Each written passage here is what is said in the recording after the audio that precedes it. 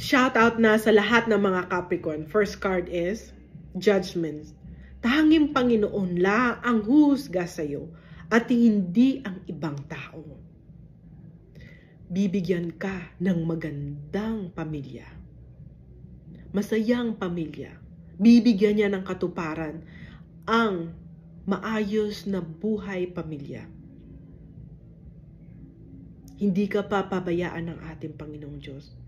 Huwag mong hayaan ang ibang taong humusga sa iyo. Tanging Panginoon lang ang huhusga sa iyo, hindi ang ibang tao.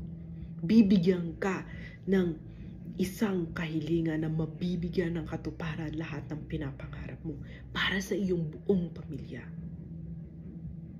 Masayang pamilya at masaganang pamilya.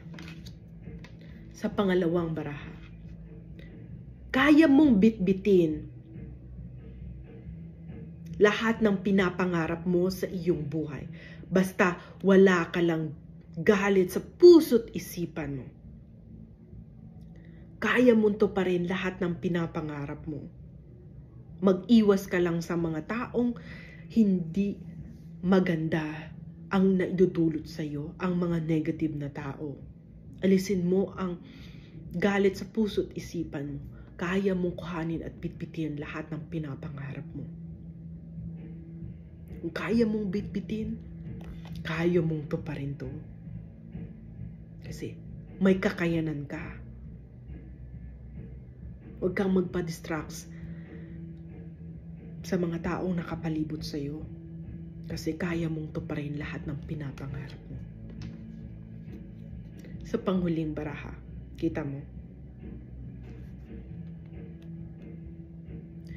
Sa dami ng ones na yan nakapalibot sa iyo na gusto kang sungkitin, sumisimbolo ng taong gusto kang pabagsakin. Kaya kailangan mo nang lumaban sa mga taong ito.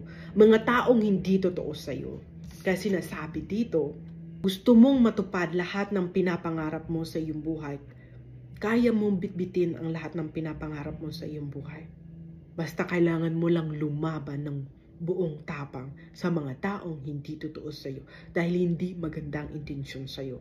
Gusto kang pabagsakin. Kita mo sinasabi ko kanina, kung magpapaapekto ka sa mga taong hindi totoo sa iyo, alisin mo ang galit sa puso't isipan mo. Basta wala kang galit, mga kinikimkim sa puso't isipan mo, may peace of mind ka, matutupad mo lahat ng pinapangarap mo.